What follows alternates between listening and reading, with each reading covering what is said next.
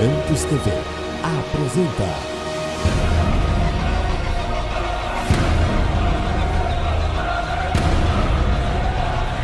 Mensagens que edificam.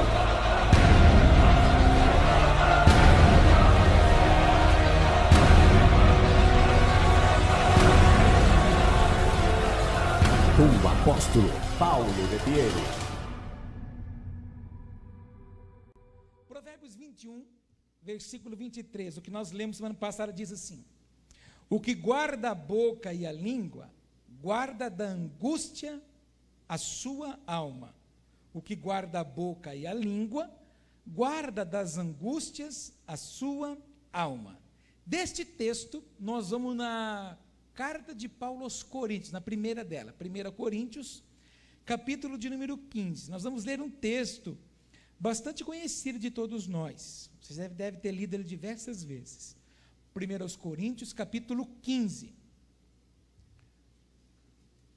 Quando você encontrar 1 Coríntios, capítulo 15, você fala amém. Amém. Que bênção, gente letrada é assim. 1 Coríntios, não, pô, a gente não está abrindo, a gente está vendo é lá, ó. Glória. 1 Coríntios 15, verso 58. É o último versículo do capítulo. Diz assim: portanto, igreja, ventos de avivamento, sede firmes e constantes, sempre abundantes na obra do Senhor, sabendo que o vosso trabalho não é vão no Senhor. Vou ler de novo. Portanto, meus amados irmãos, sede firmes e constantes, sempre abundantes na obra do Senhor, sabendo que o vosso trabalho não é vão no Senhor. Diga comigo, Espírito Santo, fale comigo hoje, não o que eu gosto de ouvir, mas o que eu preciso ouvir, em nome de Jesus. Amém? Você lembra que na quinta-feira da semana passada, o Senhor nos falou e nos advertiu acerca de uma das maiores oportunidades que o nosso adversário encontra para tocar em nós, que é através da nossa boca. Nós então fomos instruídos acerca do que a nossa boca produz. Nossa boca, quando fala, produz decretos. Quando o Senhor transferiu o domínio sobre as nossas vidas, então nós recebemos aquilo que Ele fez. Ele disse: haja luz e houve luz. Então, todas as vezes que nós abrimos a boca, nós sentenciamos. Por isso que o mesmo texto de Provérbios diz que a morte e a vida está no poder da nossa língua. A nossa boca tem poder de declarar bênção e tem poder de declarar maldição. Essa, então, é uma das maiores oportunidades que o nosso adversário encontra. Ele lança um dardo na nossa vida para tentar nos atacar, e ele sabe aonde mexe, sabe como mexe, ele sabe aonde ele tira a sua paciência, ele sabe aonde ele mexe no seu calinho, ele sabe o que fazer. Lá no seu trabalho, por exemplo, ele sabe mexer no serzinho certo para tocar em você, para você se infernar, para você ficar daquele jeito e a sua sessão não fluir. Ele sabe o que fazer. Então, ele é astuto, mas ele gosta mesmo de tirar uma palavra da nossa boca. Porque eu não posso, porque eu não consigo, porque isso, porque aquilo outro. Nós aprendemos tudo isso na semana passada. Mas é interessante que no domingo, o Senhor nos falou acerca do profeta Eli. E o Senhor nos advertiu que quando ele cai da cadeira, ele quebrou o pescoço. O pescoço é o elo de ligação entre a cabeça e o corpo. Cabeça, Cristo, corpo, igreja. Mas a arca da aliança foi levada embora, porque já não havia uma vida no espírito daquele homem, daquele povo e com o próprio Israel. Na terça-feira, no nosso estudo, a gente estava lembrando que de tempo em tempo o Senhor fazia aliança, se consertava com o povo então desejava andar com o Senhor, mais adiante um pouquinho, o povo já não queria mais, o povo já mudava de ideia, já abandonava o Senhor. Então, o que o nosso adversário tenta fazer? Quando nós lemos o texto de Provérbios hoje, foi para nós lembrarmos que quando nós guardamos a nossa boca, nós impedimos a nossa alma de ser abatida. E o que o nosso adversário, que é o diabo, que você sabe, ele faz? Ele vai tentar tocar na nossa alma, para que nós tenhamos o nosso emocional, o nosso sentimental e o nosso espiritual abalado. Justamente para que algumas coisas não aconteçam e não fluam na nossa vida. Para que eu, na verdade, não mantenha o fogo de Deus aceso. O diabo, por um tempo, ele começou a fazer algumas coisas na vida do Eli. E o Eli então se acomodou e se acostumou. Prova disso que quando a gente lê o texto, a gente vê que o Eli já havia se acostumado num padrão religioso. E tudo que o nosso adversário quer é que a gente se habitue num padrão religioso. A igreja não pode perder a essência de ser corpo de Cristo, porque o corpo de Cristo é vivo. Agora a igreja não pode se tornar uma facção religiosa, num instrumento de manipulação. Isso ela não pode se tornar. Mas para isso, a gente tem que vigiar algumas coisas que o nosso adversário faz. Se ele toca na minha alma e ele me abate, ela vai produzir algumas coisas em mim: desânimo, fraqueza, esfriamento, falta de vontade de ler a palavra de Deus, falta de vontade de se envolver com as coisas do Senhor. E quando nós olhamos para a vida do Paulo, apóstolo, desde que nós lemos, ela para mim é uma vida que inspira, é uma vida que me encoraja. O homem que pagou um preço terrível para ser anunciador das boas novas. Um homem que, na verdade, tinha um compromisso de evangelizar, de levar a palavra, independente do preço que ele tivesse que pagar. Sendo bem visto, mal visto, sendo caluniado, ou sendo aflamado, ou sendo paparicado, ele tendo tudo em recurso ou não tendo nada, enfim, ele apanhando ou não apanhando, chovendo ou não chovendo, fazendo frio ou não fazendo frio, o que importava para ele era cumprir o chamado dele. Mas se você vê, constantemente você olhando nas cartas de Paulo, Paulo está tratando claramente, tanto com ele, tanto com Timóteo, com Tito. Você vê nas cartas que Paulo alerta muito acerca de vigiar os ataques que o diabo vai fazer. Nesse capítulo 15, Paulo começa a narrar um monte de informações, de coisas importantes para a igreja de Corinto, trazendo algumas coisas acerca da ressurreição, da forma como se vale a pena servir para o Senhor. E é incrível que ele termina o texto, dizendo no versículo 58, portanto, meus amados irmãos, sede firmes e constantes, sempre abundantes na obra do Senhor, sabendo que o vosso trabalho não é vão no Senhor. Se você depois da sua casa ler, lá em meados do versículo 45, você vai ver o Paulo falando acerca de homens que na verdade são como Adão e que deveriam ser como Jesus. A gente já falou sobre isso aqui. E quando eu me olhei para esse texto, eu falei, Jesus, falei, Espírito Santo, esse texto já preguei ele um monte de vezes. Aí o Espírito Santo me disse assim, Paulo, é isso daqui que acontece quando nós não guardamos a nossa boca e permitimos que a nossa alma seja afetada. E isso são as coisas que acontecem na vida do povo de Deus. E é por isso que muitos que na verdade começaram bem, não estão caminhando bem e tendem a não terminar bem. Quantas pessoas você conhece que começaram uma jornada com Jesus no fogo total? Hoje você as vê, algumas se arrastando, outras nem se arrastando estão mais, porque elas já entregaram os pontos, elas não querem mais. Dizem que não vale a pena. Mas aonde foi a falha? Há falha em Deus? Não. Há falha em Jesus? Não. Há falha no Espírito Santo? Não. Aonde está a falha? Em eu não ter levantado o escudo na hora certa. É eu muitas vezes me tornar uma pessoa tão conhecedora da Escritura, da letra, e não me viver numa vida da revelação. Por isso que eu me apavoro na questão da teologia. É muito importante você estudar. É importante você conhecer. Mas você não pode deixar a teologia dominar você, porque se a letra dominar, você não está mais pronto para a revelação do Espírito, você não está mais pronto para expandir a revelação que o Espírito Santo tem para aquilo. E o grande problema é que quando nós nos tornamos religiosos, nós só damos atenção para a letra, e o envolvimento com o Espírito fica limitado, e é onde o diabo hoje consegue tocar muitas pessoas. E olhando para esse texto, eu vi que de fato é isso que ele quer, porque quando a alma está abatida, o que vai fazer comigo? Não vai me deixar ser firme. A primeira palavra que o Paulo fala, dizendo para o povo, diante de todas as instruções que ele disse, ele falou assim, não importa, o que importa é que vocês sejam amados, sejam firmes. E aí, eu fui dar uma olhadinha nessa palavra firme, na questão do hebraico. Para onde que ela vai? Para onde que essa palavra firme, que Paulo estava dizendo aqui, ela quer tocar na minha vida e na sua. Sabe o que essa palavra firme vai mostrar para mim e para você? Que nós sejamos seguros, que nós sejamos não trementes, que nós sejamos não vacilantes, que nós sejamos inabaláveis e, por último, forte. Queridos, por que o nosso adversário consegue nos tirar da firmeza de andar com o Senhor? E essa firmeza começa com o primeiro sintoma, chamado dúvida. Quantas vezes na sua caminhada com Jesus você já não teve dúvida? Quantas vezes na sua caminhada com Jesus você já não oscilou?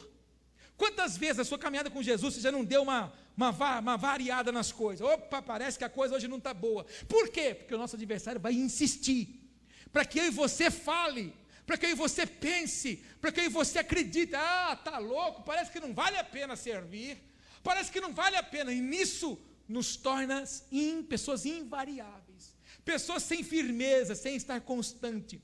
É a mesma coisa que você pegar um ferro bem firmado num concreto. Você pode colocar a sua mão nele, mas você não mexe ele de lugar, ele tem convicção dali. E o que nós temos que fazer? É tomar posicionamento também diante do Senhor. Pai, não importa o que eu passe, não importa o que eu enfrente, não importa o que falem, não importa o que as pessoas pensem, importa a convicção que eu tenho no Senhor. Eu não vou deixar dardo nenhum tocar na minha vida, dardo nenhum tocar na convicção da minha fé, dardo nenhum tocar nos meus princípios, para que eu altere o pensamento acerca do que o Senhor é primeiro, e depois acerca do que o Senhor disse a meu respeito.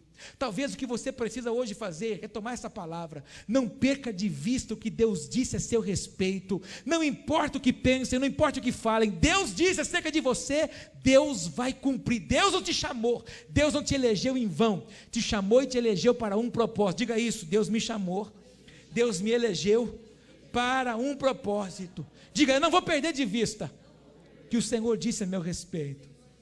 Você pode enfrentar a guerra no seu trabalho, pode enfrentar problema na sua casa, pode enfrentar problema no seu ciclo de amizade, na igreja, enfim, aonde for, mas nada pode tirar de você a firmeza, a garantia de que o Senhor te honrará, te abençoará. Você não pode tirar isso dos seus olhos, porque é tudo isso o que o diabo quer que você faça, que você se torne invariável, que você se torne uma pessoa fácil de ser tocada. Amados, quando nós estamos firmes, olhando para esse texto aqui, quando o Senhor diz para Josué: Josué, pode rodear Jericó porque ela vai cair.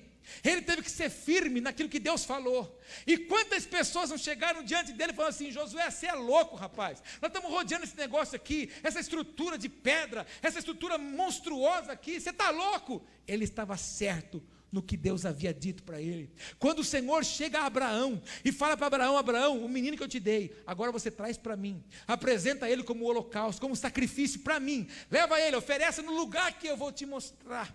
Amados, ele foi firme no que Deus pediu acerca dele. Fala para o teu irmão: segura.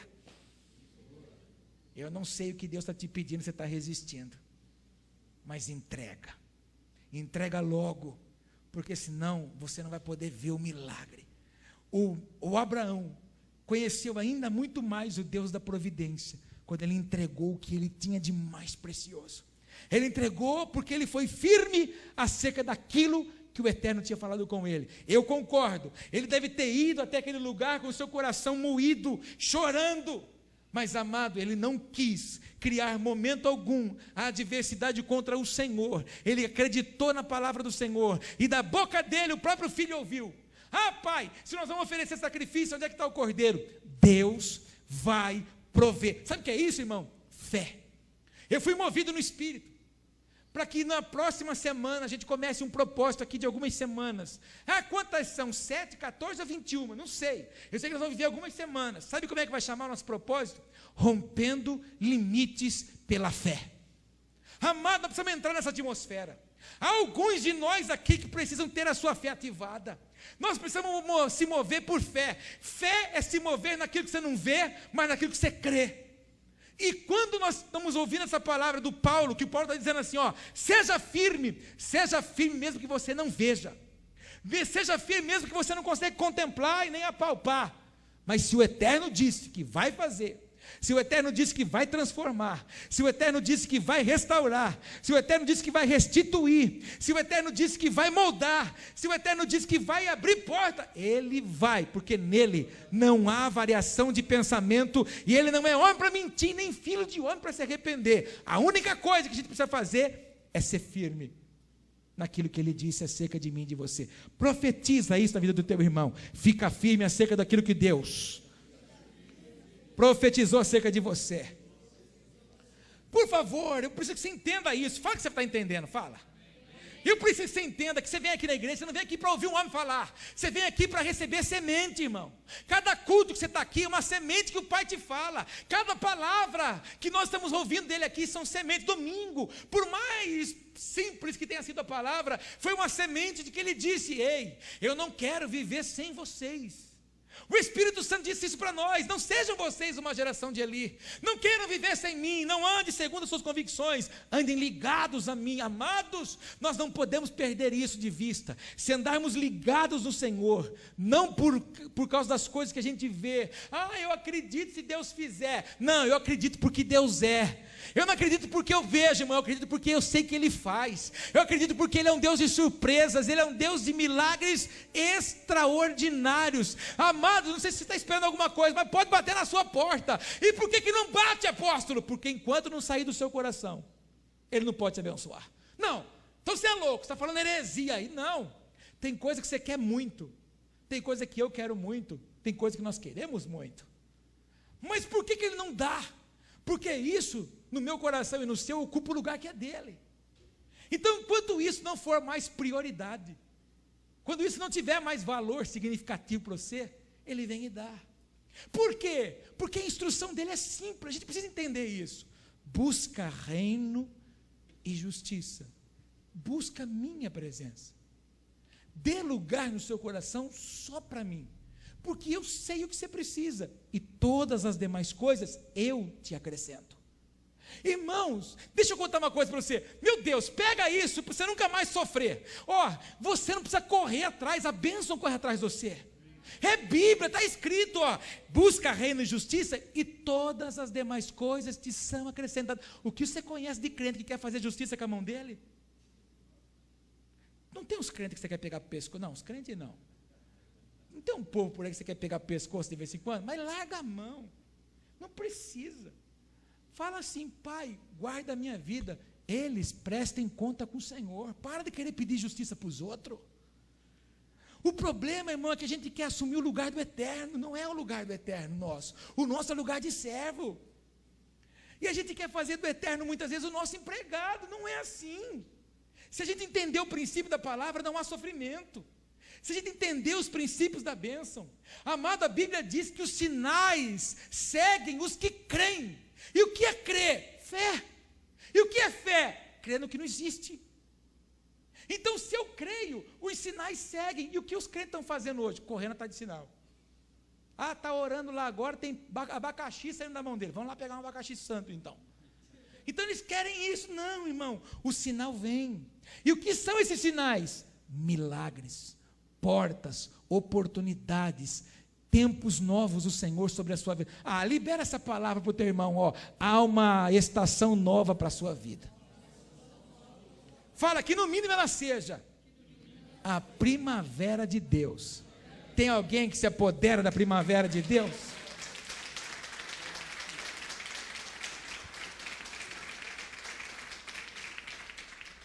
Aleluia, viu, apóstolo? Até que enfim você liberou uma palavra a mim, porque, meu Deus do céu, porque eu estou vivendo no inverno. Talvez porque você não é firme. Talvez porque você não tem sido forte. Irmão, deixa eu falar uma coisa para você. Nem sempre o valente é o mais forte. O mais forte é o mais insistente. O mais forte é o que não se corrompe. O mais forte é o que não vende os seus princípios. O mais forte não tem variação de pensamento. O mais forte pronuncia como Neemias: a obra que nós estamos fazendo não é digna de ser parada. Para vocês aí eu não desço de maneira nenhuma. Os opositores vieram diante do Neemias, querendo parar a obra, querendo chamar Neemias para uma conversa, querendo chamar ele e dizer que não, espera um pouquinho, essa obra que eu faço, isso que eu estou fazendo não é digna de ser parada. Então, espera um pouquinho, para vocês não tem isso. Está na hora da minha boca e da sua declarar isso. Satanás, pode vir o chumbo que vier, pode vir um míssil que vier, pode vir um gigante que vier, mas a obra não será parada. Amado, porque o Paulo diz nesse texto que há recompensa quando nós estamos fazendo a obra do Senhor, e obra do Senhor não é gravata. Obra do Senhor não é cargo, não é crachá. Eu sou o 28º tesoureiro ou porteiro da igreja. Não é isso, irmão. A obra é quando você diz: eu te recebo, Senhor, como meu único e suficiente Salvador. Senhor, eu te recebo, dou a minha vida para o Senhor, e aquilo que era criatura, fica lá. Agora eu ando e me movo como verdadeiro filho de Deus. Eu me movo como herdeiro e cordeiro em Cristo. Então, a partir desse momento, você está fazendo o quê? A obra de Deus. E para todos aqueles que são firmes, há uma recompensa. Libera essa palavra para o teu irmão: se você for firme em Deus. Não, fala com violência na voz: se você for firme em Deus, vai haver recompensa para você. Fala para ele: mas você precisa ser, além de ser firme, além de ser forte, você tem que ser seguro e não vacilante. Deixa eu falar uma coisa para você: o diabo, ele é ignorante. Ele é esperto, mas ele é ignorante. Ele não tem a revelação do Espírito. E o que ele faz para ter a revelação do Espírito? Cutuca a gente para a nossa boca falar. O que está falando, apóstolo? De vez em quando ele manda um dardinho no você, para essa boca larga e comprida nossa, a gente conta o sonho que Deus deu. E conta ainda para a gente que não deve ouvir. A gente conta. Aí ele fala: então quer dizer que é assim, Porque o Senhor se revela a você no Espírito. No Espírito que é santo, no Espírito que é íntimo com você. O diabo não conhece a intenção do seu pensamento, ele só conhece aquilo que a nossa boca fala. Então o que ele vai fazer? Ele vai cutucar a gente para a gente falar. Ele vai cutucar a gente para a gente pronunciar com voz alta, para ele poder levantar guerrilha, para ele começar a levantar trincheira. E aí você sai de um culto como hoje, que o Senhor te disse que uma estação chamada primavera chegou na sua vida. Aí você vai entrar no carro, chegar na sua casa, ou amanhã no seu trabalho, ele vai lançar um dardo aonde ele sabe que sua boca não aguenta, para você falar. Aí você fala, e o que ele faz? Ele levanta a trincheira na estação chamada primavera, que foi liberada hoje para você. Aí a semente não nasce. Percebeu? Você entendeu como é que ele é? Durante 30 anos o diabo andou procurando Jesus. O dia que ele entrou, Jesus entrou na água e saiu batizado, e o símbolo de uma pomba veio sobre Jesus. O diabo falou assim: mas era esse aí? Então ele não sabia, ele é burro. Ele falou: se eu soubesse, eu ia matar esse cara antes. Ele não sabia. O Moisés foi criado dentro do reino de Faraó, irmão. Ele não sabia que aquele lá ia ser o Moisés. Ele é burro, mas ele precisava saber. Não, uma boca tem que falar. E da onde que ele vai ouvir o segredo de Deus? Dos ímpios? Não. Por que a Bíblia diz que aquele que está em pé cuida que não caia? Porque o diabo quer saber o que Deus tem revelado. Olha aí, ó. Olha aí, ó. Fala para o teu irmão, ó. Você é o causador das suas próprias lutas. Fala, sabe por quê? Faz assim para ele, ó. Essa língua comprida, essa bocona aí que fica falando, fala o que não deve, fala na hora errada, e fica murmurando, aí fica contando. E o que o diabo faz? Senhor, no culto onde você falou que era uma estação chamada primavera, e olha que treva, pronto, já falou assim, pronto, ele não acredita. Quando você fala isso, você não acredita. É igual de sábado, quando você vai para o comércio comprar aquelas televisão que você vai dar uma para a gente aqui, e aí você encontra os crentes, aí você conversa com os crentes. Paz, irmão, tudo bem? Bem nada, estou numa prova. Quem está sendo honrado? O diabo. Irmão, vou falar uma coisa para você, uma palavra pesada isso, é duro falar, mas infelizmente a noiva de Cristo é tão anestesiada, que ela tem honrado mais o diabo hoje do que o próprio Senhor. O que o Paulo está falando assim? Olha, não é fácil. Se você pegar o capítulo 15, leia o capítulo 15 e põe na sua casa inteiro. Mas lá no finalzinho, Paulo fecha o capítulo dizendo assim: olha, diante de tudo, seja firme, constante, sempre abundante, porque há recompensa. Então, o problema nosso hoje é dar mais valor para o que não tem e pelo que passa, do que por aquilo que está garantido pela palavra. Meu Deus do céu! Se você e eu, nós, tomássemos posse do que Deus já nos garantiu pela palavra, não haveria motivo para murmurar, para reclamar, para nada. Aproveita e fala para o teu irmão tudo que você precisa para ser bem sucedido nessa terra. Faz assim para ele, ó, já está aqui, ó. Ele já deu tudo, irmão, é Bíblia. Todas as chaves, Todas as senhas que você, olha lá, ó, todas as senhas que você precisa, está aí, pronta na sua mão. Mas o que ele faz? O diabo cutuca, a nossa boca fala, ele levanta muralhas.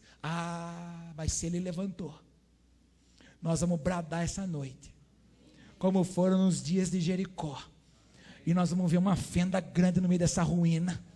Nós vamos ver no meio dessa fortaleza uma fenda, e vai virar ruína isso aí. E nós vamos entrar em todos os lugares que ele levantou muralhas e vamos nos apoderar em nome de Jesus, porque nós vamos ser firmes, não mais vacilante, em nome de Jesus. Diga, eu me aproprio disso, para a glória do Senhor. Mas o Paulo não fala só isso. Paulo falou, seja firme. E além de ser firme, sede firmes e constantes. Eu fui dar uma procurada no constante. Fui olhar, né? Não custa. E olha só, constante é inalterável. E quantas vezes, irmão, você acordou bala, você disse assim, é hoje. Hoje o quê? É a minha vitória. Hoje, não tem quem me rouba. Não há ninguém que saqueie minha vitória. É hoje. Hoje é milagre, hoje é tudo. Hoje é o dia. Mas, irmão, você foi tomar café, quebrou a asa da sua xícara na sua mão. A xícara caiu, quebrou, era de grande estima, fazia parte do enxoval que você ganhou de casamento. O grande problema seu não é quebrou a xícara, é sua mulher depois. Enfim, mas quebrou alguma coisa, e aí pronto, tirou sua paz. Estou dando um exemplo bem pequenininho. Esse é o grande problema. Quando a gente levanta, você vai na frente do espelho e você faz yes! E quando você está meio para baixo, meio desanimado, vai na frente do seu espelho, olha bem para ele e grita um yes lá, grita yes aí. Yes. Você percebeu que você faz rir? Agora fala sim. Sim, né? Sim, agora faz yes. Ó, é up. Yes, não é? Então você levantou e falou, é hoje minha vitória, é hoje. O já falou assim, o que é hoje? O que é hoje? Vitória, peraí, deixa eu mexer em alguma coisa, ele vai lançar um dado, justamente para que a gente, na verdade, vacile. Justamente para que a gente não seja constante. E aí, os nossos lábios já vão dizer, já vi que meu dia hoje vai ser tão bom assim como eu pensei. Pronto. Seu dia não vai ser o dia que você pensou, porque a sua boca falou. E nesse exato momento, o que nós esquecemos? De confiar. Nós esquecemos de tomar posse naquilo que a palavra me garante. Você já imaginou se quando Josué dá a primeira volta, dá a segunda volta, terceira volta, quarta volta, quinta volta, sexta volta, sétimo dia, 7 voltas. Você já imaginou, irmão, o desespero do Josué? O Senhor disse assim, na hora certa você grita, porque vai cair. Mas será que vai cair? Essa palavrinha será, não pode existir na nossa boca. Vai cair. O seu marido vai se converter. A sua esposa vai ser transformada. Seus filhos vão ser alcançados. Sua família já é de Jesus, ela já é. Mas será? Ela já é. A palavra diz, crê no Senhor Jesus e será salvo tu e a tua casa. Não tem será. O que tem nesse texto? Crê você, que através de você, eles serão alcançados. Mas o que não acontece? A gente tem dúvida, porque o cenário que a gente vê, não é na verdade o que a gente ainda consegue crer. Quando o profeta chega diante do vale, de ossos secos, o profeta é convidado a crer. E ele fala assim para o profeta, pode esses ossos reviverem? O profeta fala, eu não posso, mas o Senhor pode. Aí ele fala o que para o profeta? Profetiza. E o que ele faz? Profetizou. E o que começou a acontecer? Carne começou a crescer? Não. Ossos começaram a se juntar, parte por parte. Você pode imaginar? Você pode imaginar o tropé que não foi? Quando os ossos estavam todos ajuntados e alinhados, os nervos começaram a aparecer. Deus não faz as coisas fora de ordem, mas uma palavra da minha boca e da sua precisa ser liberada. No meio do vale, profetiza da forma certa que Deus operará o milagre em nome de Jesus. Fala para o teu irmão, se estiver no meio do vale é só profetizar. Acha uma área da sua vida e profetiza. É as finanças, profetiza. Vale de ossos secos, seja agora restaurado em nome de Jesus. Se é matrimônio, se é emocional, espiritual, se é do seu convívio de amigos, profetiza. O Senhor vai restaurar em nome de Jesus. Precisamos ser firmes e precisamos ser constantes. Nós não podemos ser inalteráveis. Deus disse e eu não mudo. E outra coisa, irmão, tem que ser unânime. Vai chegar uma monte de heresia para cima de você. Deus falou que vai fazer tal coisa. O diabo vai mandar um serzinho que você gosta, que é bem amiguinho seu, assim, para não concordar com você. Aí você fala assim, não, porque Deus me disse. Ah, mas acontece que um fulano amigo meu também já passou por isso aí e Deus não fez nada. Então deixa eu te falar uma coisa para você. Seja inalterável. Não deixa ninguém alterar aquilo que Deus disse acerca de você. Ser constante, irmãos, é não ter variação de pensamento. Ser constante é sim, sim, não, não. O que é sim, não pode ser não. O que é não, não pode ser sim. Então é dessa forma. Eu creio. Quantos creem do jeito que eu creio? É que fé é pessoal, né, irmão? Mas eu creio, irmão. Eu creio em tantas coisas. Eu creio nessa cidade inteirinha transformada. Eu creio, irmão, que nós vamos andar nessa rua ainda antes de Jesus voltar, se cumprimentando com a paz do Senhor. Eu creio, irmão, que as placas doutrinárias vão cair. Eu creio, irmão, que nós vamos viver um tempo que a santidade vai ser tão grande em nós, que nós não vamos ter que criar nada para as pessoas virem na igreja, elas vão ter fome de ouvir a palavra. Eu creio, irmão, eu creio que nós vamos poder atingir as pessoas com o nosso restaurante. Eu creio nisso, irmão, em nome de Jesus. Eu creio que Deus levantou você, coluna financeira, empresário dessa cidade. Eu creio nisso. Você pode não crer, mas eu tenho fé para crer, e tenho fé para profetizar. Se tiver fé, diga, eu recebo. Mas é preciso viver inalterável. Eu liberei uma palavra terça-feira aqui. Nenhum quase tomou posse. Eu disse, está fechando um monte de fábrica aqui. Toma posse, vai ser dono de todas elas. Você vai empregar todo o povo. Ai, não fala isso, gente. Eu não quero mexer com gente. Não é mexer com gente, irmão. É reino. Sabe o que é reino, irmão? Reino é domínio. Tudo que Deus está querendo, irmão, é no tempo em que o faraó está governando, quer levantar José. Quem era dono da terra era o faraó, mas quem mandava lá era o José. Deus está querendo que você seja José onde Ele te plantou. Seja José. Irmão, deixa eu falar uma coisa. Fala para o teu irmão, está ficando profético o negócio. Primogênito, irmão, não é quem nasce primeiro, é quem faz primeiro. Então, se você se julga primogênito de Deus, vai fazer. O unigênito, ele tem um só. Primogênito está querendo alguém que faça logo. Vai fazer você, ninguém faz. Faz tu. Ele não quer que você seja igual aos outros, porque os outros ele já tem. Ele quer que você seja o que ele sonhou acerca de você. Por um tempo eu vivi assim, preso num cativeiro desse. Quando eu abri esse ministério, um monte de gente veio para cá. E aí, que era novidade, né? E aí começou a vir todo mundo. E um monte de coisa assim. E aí, irmãos, eu também entrei na onda do negócio, de ficar chazando pregador. Todo final de semana tinha pregador aqui. E vai, traz a benção para cá, e traz a benção, e traz a benção, e traz a benção, e traz a benção. Um belo de um dia, pegava DVD de outros pregadores para assistir. Um belo de um dia o Senhor falou assim para mim: o que você está fazendo? Eu falei, estou movimentando a igreja. Eu falei, eu não te chamei para você movimentar. Eu te chamei para você pastorear. Eu te chamei para você ser o pastor dessa igreja. Os outros eu já tenho, Paulo, eu quero você agora. Aí eu tomei um choque. Porque na verdade, irmão, se Deus usa os outros, Deus vai me usar da minha maneira, do meu jeito, com a minha voz, com a minha personalidade, mas com a unção dele.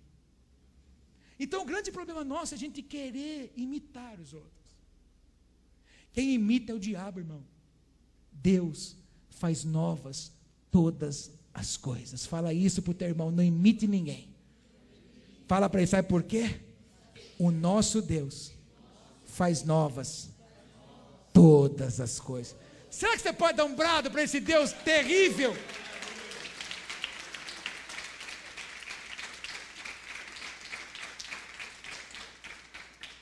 Sabe o que os palestinos tiveram que espantar? Espantar não.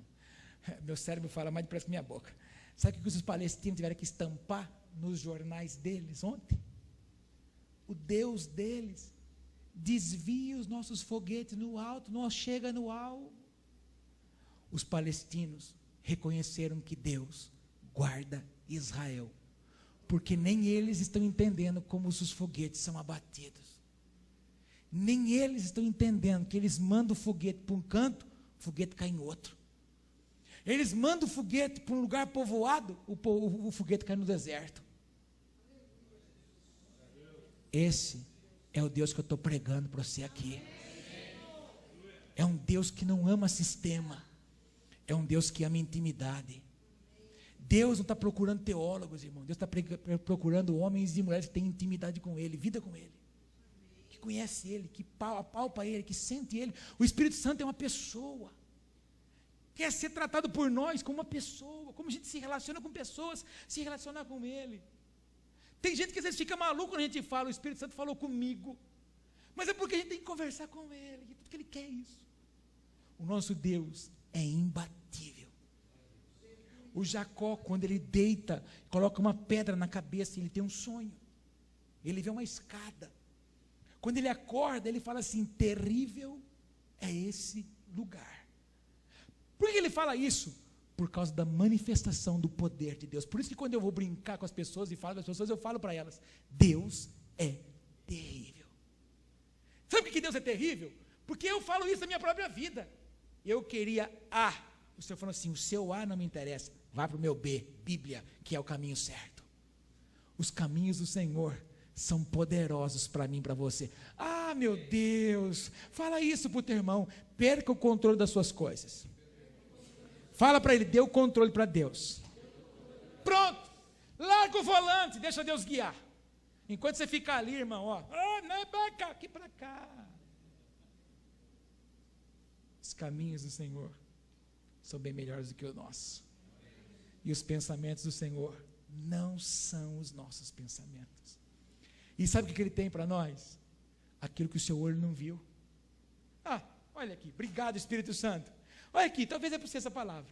Ah, eu quero aquela câmera, porque eu quero. Mas o que Deus tem para você não é o que você está vendo. A Bíblia diz que o que Deus tem para você é o que os seus olhos não viram, que os seus ouvidos não ouviram e nem chegou na intenção do seu coração. É o que Ele tem preparado para aqueles que Ele ama. Meu Deus do céu! Se eu fosse você, eu rasgava todos os papelzinhos que você tem aí pedindo coisa. Porque o que você quer não é o que Ele quer. O que Ele tem para você está guardado. Profetiza na sua vida o que Ele tem para mim. Já está bem guardado. Em nome de Jesus. Diga: eu tomo posse disso. Aleluia.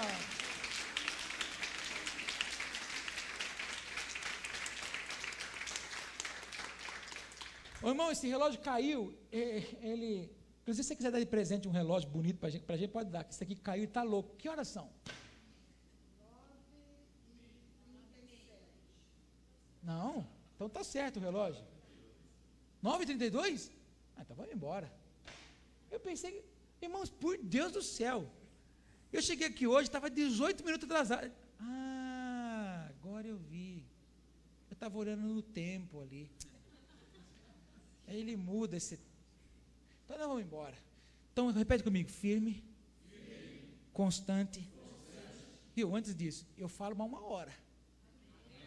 Eu estou na introdução da mensagem. Ó, sede firme, constante, sempre o quê? Abundante. O que é abundante, irmão? Fartura. Ah, não, eu já fiz isso aqui. Não, não é isso que tem que fazer, irmão. Porque o servo que faz o que sabe é servo inútil. Ele tem que fazer o que é preciso. E mais, hein? Aquele que sabe o bem que deve fazer e não faz, comete pecado. Ah, mas não sou eu que tenho que fazer. Quem falou? Nós temos que fazer o que é preciso. Se tiver que catar isso aqui, se tiver que levantar. E outra coisa, o que o Espírito Santo tem me constrangido, que tem que entrar no nosso espírito urgentemente, é um negocinho chamado misericórdia. Tem faltado misericórdia para nós. Poucos de nós temos tido vontade de chorar pelas pessoas, de pregar o Evangelho. Quando isso não está em nós, é porque tem faltado misericórdia. Porque elas estão caminhando por um lago de fogo terrível. Da onde nós somos tirados? Diga, eu vou para a glória. Então é isso que nós precisamos fazer. Ter misericórdia. Mas para ter misericórdia, a gente precisa ser firme, constante, sempre abundante. Para ser firme, constante, sempre abundante, precisa vigiar aqui, para o diabo não tocar naquilo que é nosso. Quantos compreendem isso? Vamos orar.